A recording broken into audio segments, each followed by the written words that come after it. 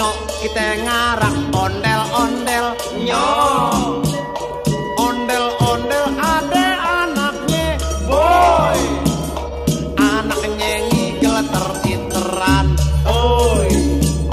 Mak bapak ondel-ondel ngibing ser, ngarang ke pengantin disunatin ser, goyangnya asik ndut-ndutan dut, inyang ngibing igel-igelan go. Blak aduh blak blak blak, gendang nyaring ditebak, nyang ngiringin nandak pada surak-surak, tangan iseng ngejailin kepala anak ondel-ondel taruhin puntungan. Assalamualaikum warahmatullahi wabarakatuh. Saya Harlika Permata Balkis dari kelas 5C ingin mewawancarai sosok dari Betawi, yaitu ayah saya sendiri. Assalamualaikum ayah. Waalaikumsalam warahmatullahi wabarakatuh. Jadi hari ini Arlika mendapatkan tugas untuk mewawancarai sosok dari Betawi, dan pertanyaannya mengenai kesenian Betawi. Oh gitu. Emang Ale mau nanya apa? Jadi Arlika mau nanya nih, yang pertama, mengapa yang menyukai kesenian Betawi? Kesenian dari Betawi, ayah itu sangat suka. Karena memang dari dulu, dari kakek buyut kamu juga, salah satunya itu dari mamanya ayah, itu memang asli keturunan dari Betawi. Dulu itu kakek ayah itu orang Betawi Tengah. Kalau ada yang tahu mungkin Betawi Tengah, ada Betawi Pinggir. Nah, Betawi Tengah itu yang berdiam di daerah kota. Dulu kakek ayah itu, dulu ayah nyebutnya baba kalau itu. Kalau nenek nya. Nah, itu baba sama nya ayah itu dulu tinggalnya asli dari Senayan. Saat ada gusuran di Senayan, kalau nggak salah bangun Gelora Bung Karno itu dulu tahun berapa, mereka semua pindah ke daerah Tebet situ. Nah, jadi di daerah Tebet itu dulunya itu banyak masyarakat asli dari Betawi. Jadi kalau kenapa tadi Ale bilang ayah suka dengan kesenian Betawi, karena memang sudah turun-temurun ayah suka kalau setiap ada acara hajatan itu biasanya kita semua tuh kumpul nanggep kesenian dari Betawi, kayak tari topeng, kayak ondel-ondel, kayak begitu. Nah, terus kalau ada yang hajatan nikahan biasanya juga suka ada palang pintu kayak gitu. Nah, yang ayah paling suka itu keseniannya salah satunya tuh adalah ondel-ondel. Kenapa ayah menyukai ondel-ondel? Ondel-ondel itu karena dari anak kecil sampai orang dewasa, sampai orang tua pun semua suka. Karena ondel-ondel itu memang bentuknya lucu ya gitu, maksudnya gede, tinggi. Tapi ada juga anak-anak yang tidak menyukai karena mungkin kelihatannya serem begitu bentuknya. Ya, tapi memang ayah menyukai ondel-ondel karena memang dari kecil memang suka dengan ondel-ondel dan nggak pernah takut dengan ondel-ondel kayak gitu.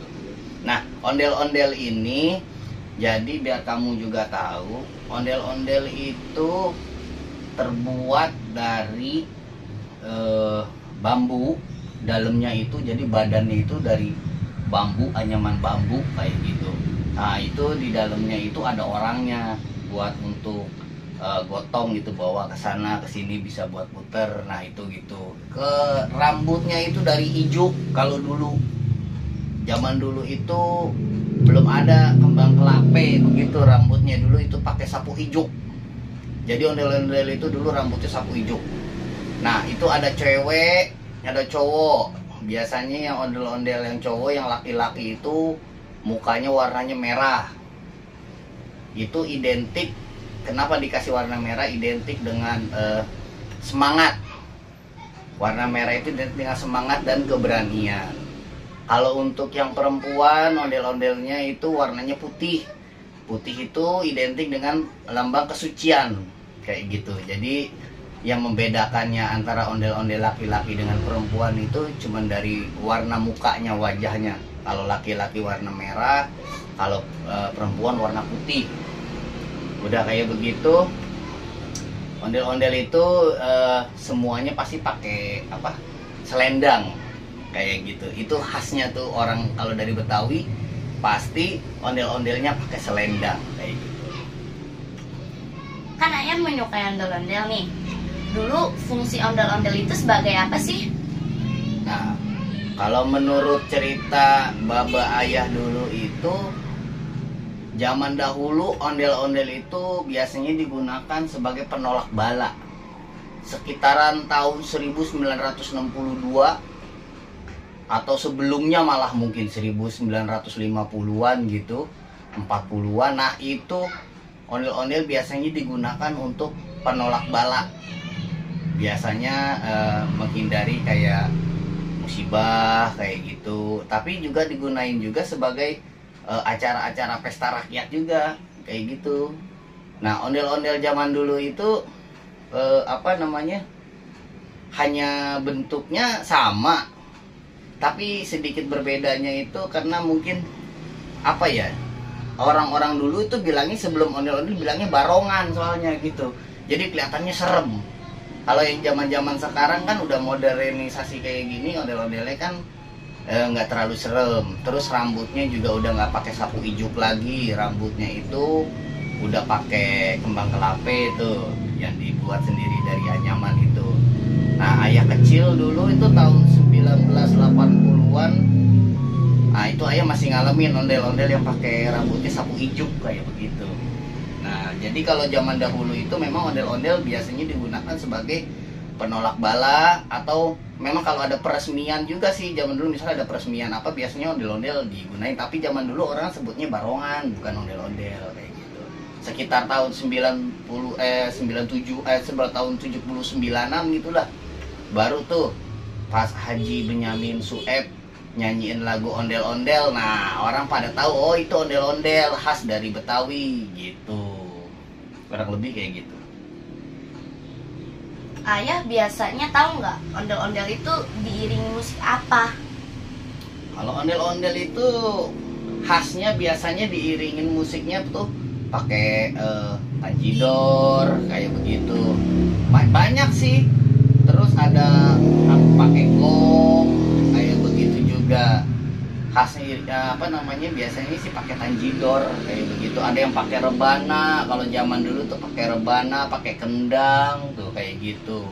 Nah, kalau zaman-zaman sekarang kan udah lebih keren, mereka tuh pakai kaset rekaman kayak begitu kan, atau pakai bluetooth, musiknya udah langsung ada.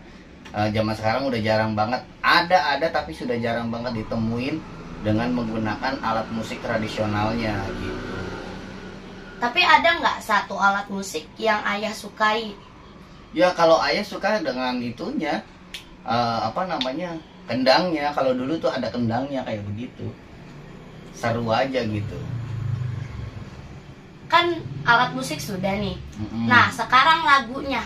Apa lagu yang ayah sukai saat mengiringi musik ondel-ondel itu? Oh, kalau ayah tuh lagu yang ayah suka dulu biasanya tuh Jali-Jali. Oh, Jali-Jali. Iya, jadi tuh Jali-Jali itu tuh ayah sangat suka lagu Jali-Jali gitu. Mengapa ayah menyukai lagu Jali-Jali? Jadi lagu Jali-Jali, kalau dulu kalau ayah mau tidur waktu masih kecil, itu kadang-kadang kalau zaman dulu kan kita kan cuman adanya radio, televisi pun udah ada tapi ya belum semua orang punya televisi. Jadi kadang-kadang kalau tidur itu suka di Nina Boboin gitu. Jadi kalau Nina Bobonya lagunya bukan Nina Bobo kayak anak zaman sekarang. Kalau dulu tuh ya kayak lagu-lagu gitu, lagu-lagu indung-indung salah satunya gitu. Nah, kalau ayah tuh dulu Jali-Jali juga dinyanyi, ini dia si Jali-Jali.